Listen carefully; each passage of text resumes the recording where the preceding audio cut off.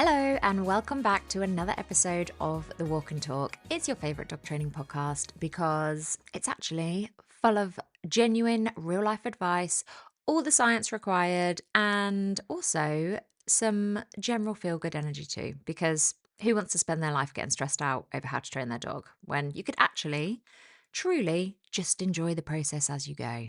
Not us. That's the answer to that question.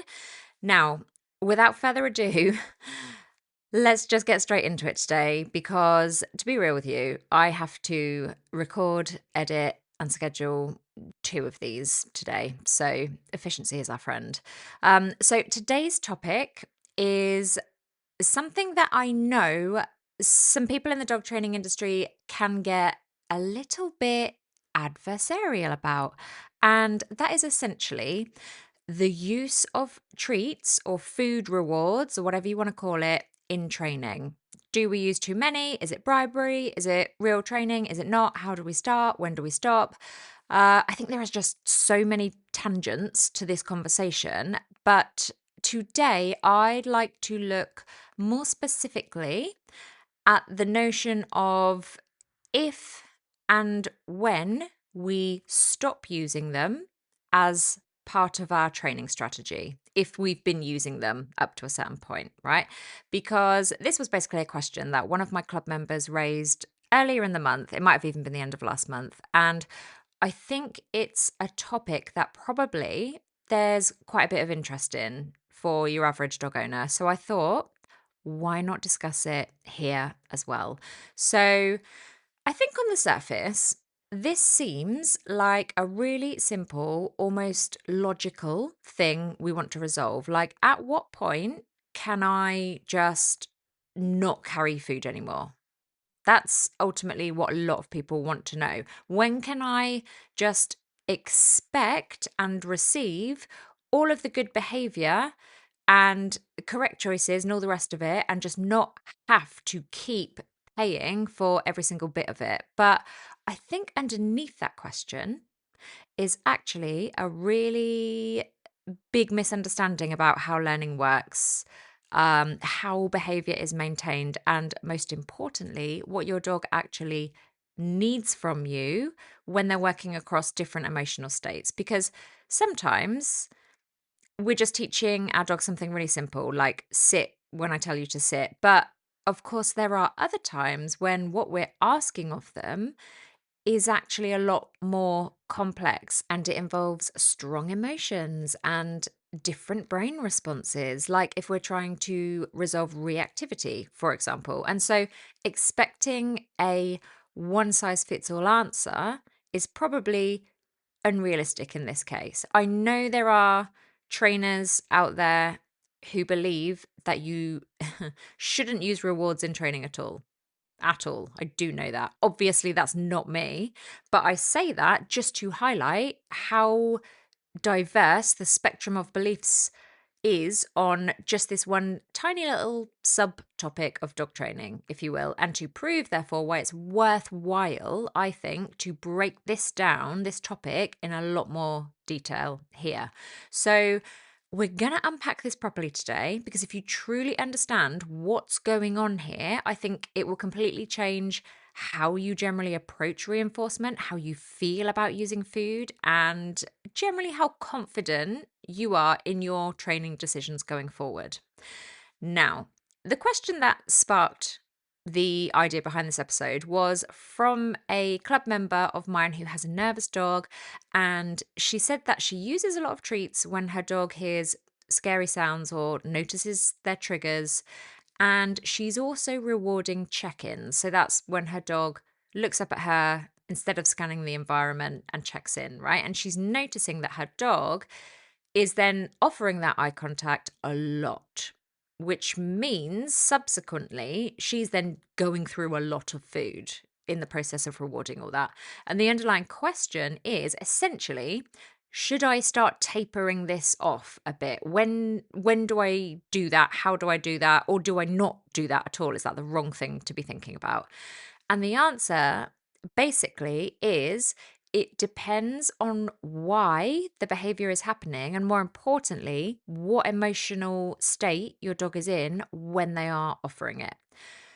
So let's get into that. Right. Let's start with the first bit then, the most important piece of this puzzle, in my opinion. If you are using food or treats as part of a counter conditioning process, so that would be when your dog is feeling nervous or worried or unsure or stressed by something in the environment, and you are pairing the experience of that something with food to change the way they feel about that something over time, then now is not the time to reduce treats.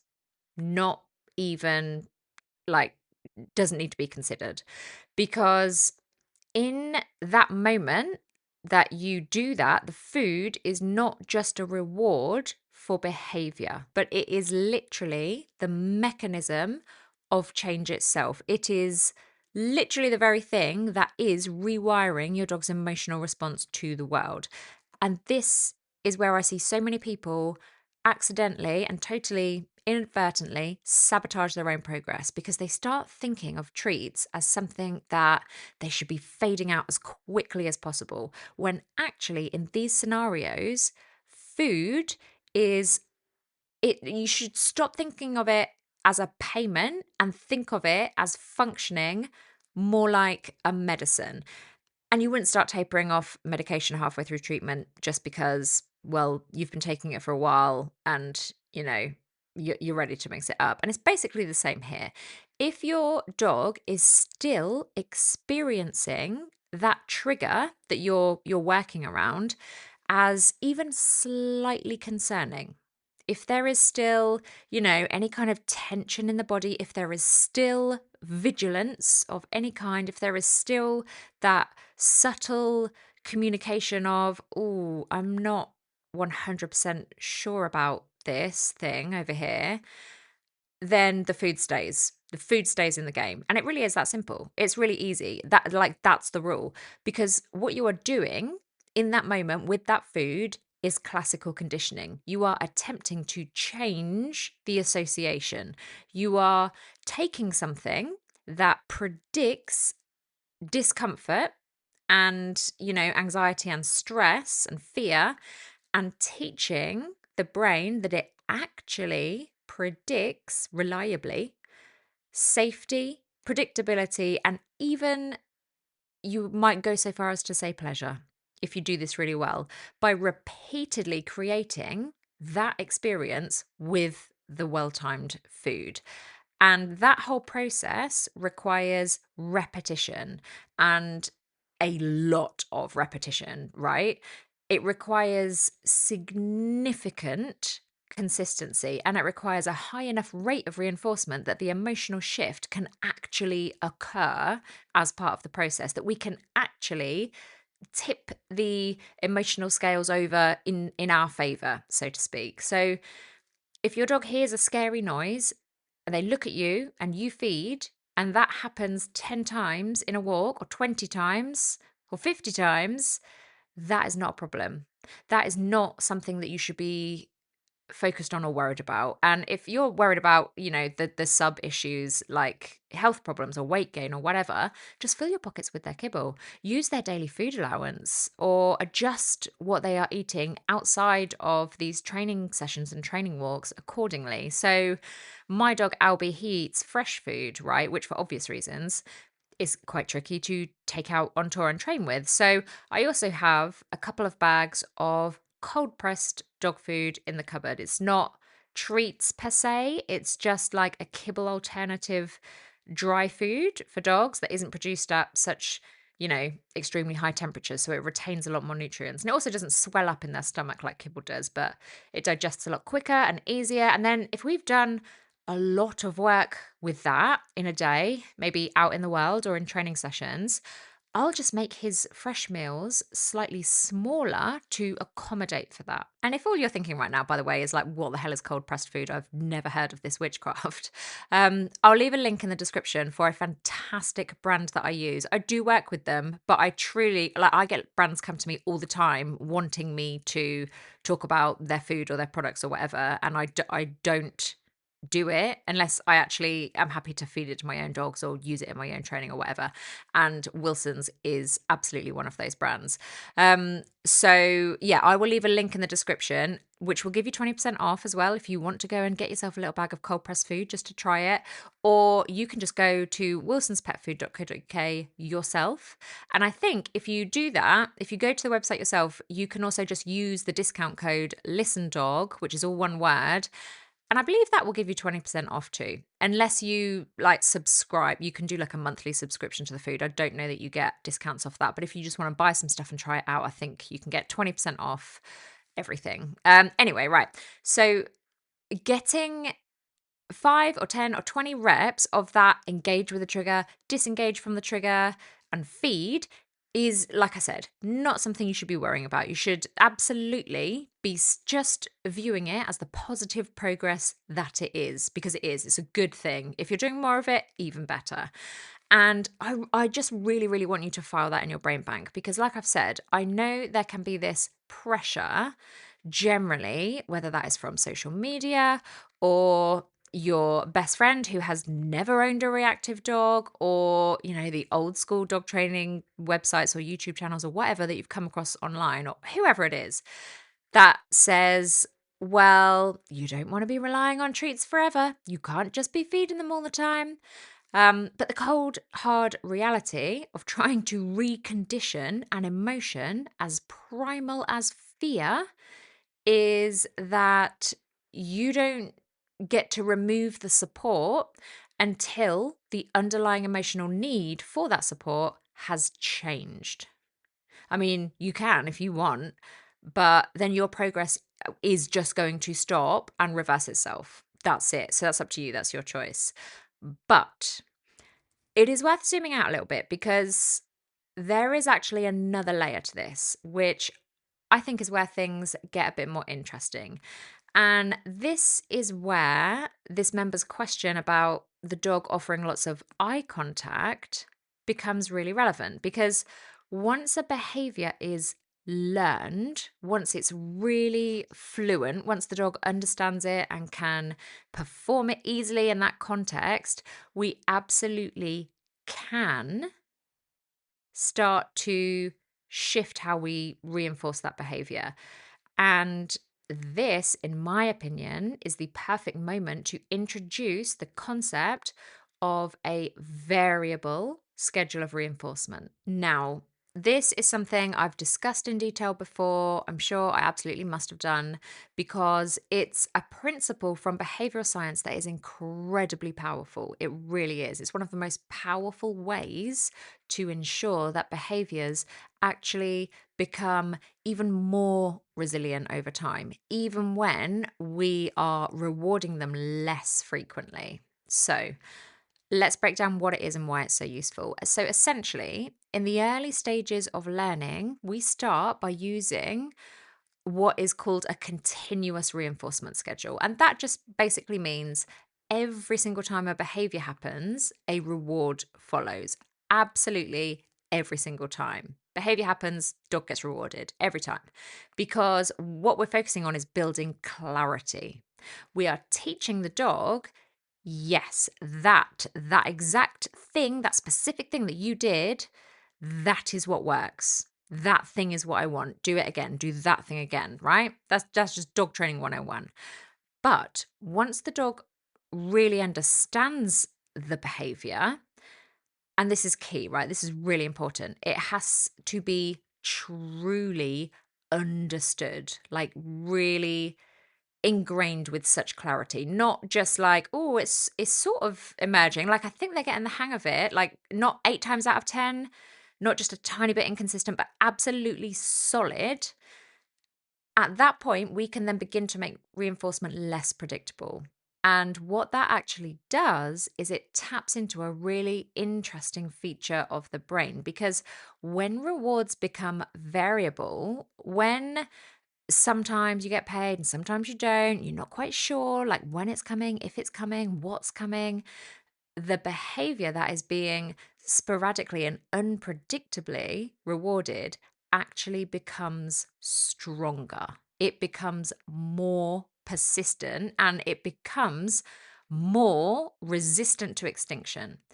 And this is the exact principle that basically underlies things like gambling, slot machines, social media scrolling. It hacks directly into that little dopamine driven, oh, maybe this time, like maybe this time's the one, that little loop in the brain. Maybe this is the one. Maybe this is the scroll where I see something absolutely amazing that's going to change my life. Maybe this is the round where I win the jackpot. Maybe this scratch card, today's scratch card, this is the one that's going to change my life.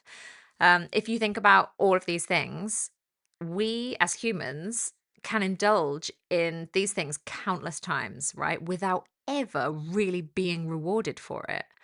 But we keep doing it, and it's really appealing because it's the unpredictability of whether we will win or not, or when the win will come, and we don't know when, that actually keeps us buying the lottery ticket or putting the coins in the machine or refreshing the Instagram feed over and over. And we can steal that and use that in our training.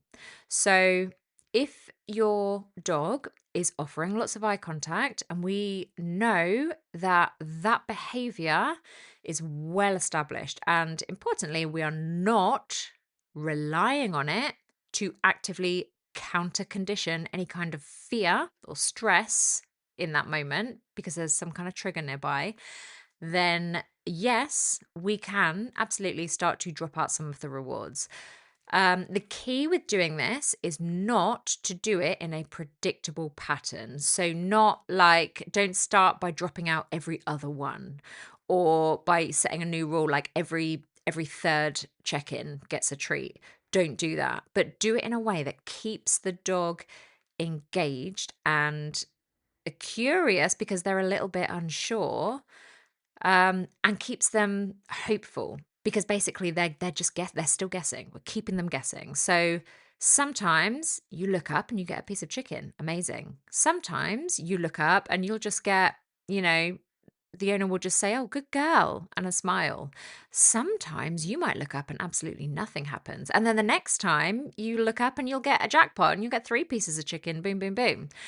And what that does is it builds a behavior that is not dependent on constant reinforcement, but is actually energized by just the possibility of reinforcement. Okay, now here's another thing that's really important to understand here with this. When you first start to reduce reinforcement, you will very likely see what is called an extinction burst. And this is basically where the dog tries harder. So your dog might start offering even more eye contact, like more intensity or more frequency. Or it's almost like, they're kind of saying, "Oh, well, hang on a minute. This thing I did, it worked before. Like I always got a treat. Why is it not working now? What's going wrong? Okay, well, I'm just going to double down. Like I'm just going to try harder. I'm just going to give more, and then that'll probably work." And if you get that response, it's actually a sign that the behavior in question has a strong reinforcement history. So you've done it right up until this point. And if you then ride that wave correctly, so if you don't suddenly go cold and just stop reinforcing altogether, but instead you strategically reinforce through that phase, through that little burst of behavior, you will then actually end up with a behavior that is incredibly robust. So okay, let's bring these two ideas together then, because this is where nuance matters, right? So, if your dog is in a training context where they feel safe, they are regulated, and you are just generally working on engagement as a useful skill to have, then variable reinforcement is a brilliant tool, and it's absolutely cool to use this approach to taper down the number of food rewards that you are using generally. But if your dog is in a triggering environment and that eye contact that they're learning is part of the coping strategy that you're teaching, then basically we don't mess with it. We just reinforce it generously. We don't give a damn. We don't get het up over it. We just feed. We're just happy to feed. Because in that moment, it's not just a behavior, it's not just an action, it's really valuable communication. It is your dog saying, I am still choosing you over the environment despite the challenges involved in that decision for me. I find it very challenging, but I'm doing it anyway. And I need you to support that choice. And we always, always honor that if there is stress involved, if we actually want to progress and change things, right? Now, another layer to this conversation about the use of rewards generally in dog training is the idea of functional reinforcement, which you've probably heard online before. Because let's not forget, guys, not all rewards have to be food. And that I'm not saying like because we can use toys instead, it's not that.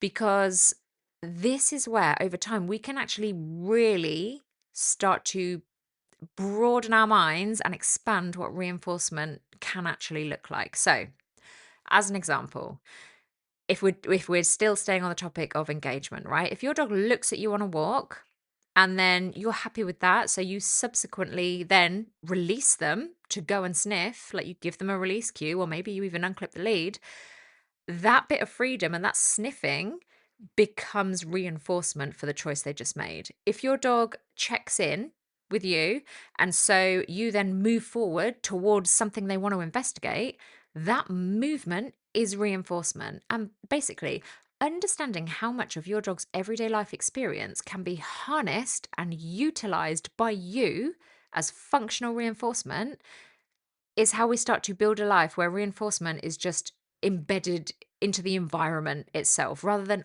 always having to come from your pocket. Okay. Doesn't always have to be from the treat pouch. But again, and I know I keep coming back to this, but it's because it really matters.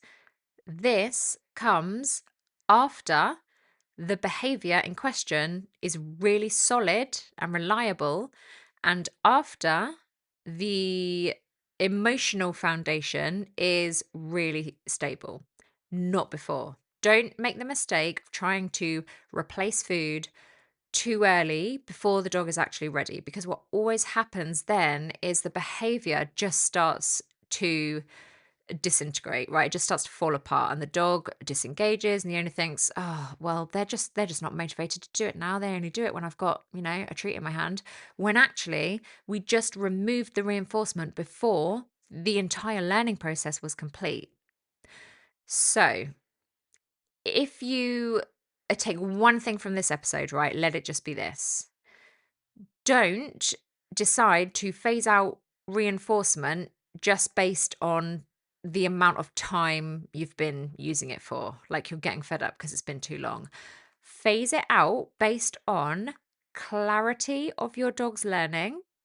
So how good is the behavior? A consistency of success, how reliable is it that they're going to do it, and your dog's emotional state. Like, are they fully happy and unstressed by the triggers that you've been working with? So ask yourself basically, does my dog truly understand this behavior that I'm teaching? Can they perform it easily in this context that we're in, this environment? And are they feeling safe and relaxed while they are doing it? And if the answer to any of those questions is no, then just keep reinforcing. And if the answer is yes, then you now have the opportunity to start playing with reinforcement in a really powerful way. But please do remember that the goal of training is not to get your dog to perform without reinforcement. We mustn't fall into the trap of hyperfixating on the wrong thing here. The goal is to build behaviors that are so well understood and so well practiced and so deeply reinforced over time that they just become a natural part of how your dog chooses to move through the world. And reinforcement doesn't disappear. That's not the end game. It just evolves. Okay. So sometimes it's food, sometimes it's freedom, sometimes it's connection, sometimes it's simply the intrinsic value of the behavior itself. But we don't rush that process. We take our time and we build it up layer by layer. And if you are currently walking around with a pocket full of treats, feeding your dog for every single check in, every, big brave moment, every disengagement, every little win, you are not doing it wrong. You don't need to worry about it. You just don't need to stress. You are literally just doing the work. You're in it and you're doing the work. And that work is ultimately what is going to create the lasting change that you want. Okay, right. I do think I have yabbered on for long enough, but I do hope this has given you a deeper understanding of how to think about reinforcement and hopefully more confidence in knowing that you are making good decisions that truly support your dog. You don't need to get het up about it. And as always, if you want to take this work deeper and actually apply these concepts with step by step guidance from me and structure and support and everything else, all of the good stuff, you know exactly where to find me. I've got lots of courses and behavior specific training packs at listendogtraining.com. Or, of course, you can come and join us in my online training club. We've just been working on heel work and engagement and loose lead walking and proximity. And we're about to move on to boundary and settle training. Why are we doing that? I hear you ask. Because the beer garden weather is fast approaching, isn't it? And I'm sure we'd all love to be able to bring our dogs along and have them rest and relax and be very good boys and girls at our feet whilst we enjoy a nice cold glass of lemonade in the sunshine. So there's lots of lessons, lots of resources and tutorials and guides that are in the club, fully available and ready to go already, and obviously lots more to come. And we'd love to have you. We're a very nice gang of dog lovers in there. It's a really, really great group of people. So anyway, for now, I will love you and leave you. And I hope you have a fabulous week ahead with your dog, whatever it is that you're up to and whatever you're working on. And I will see you same time next week for another episode of The Walk and Talk.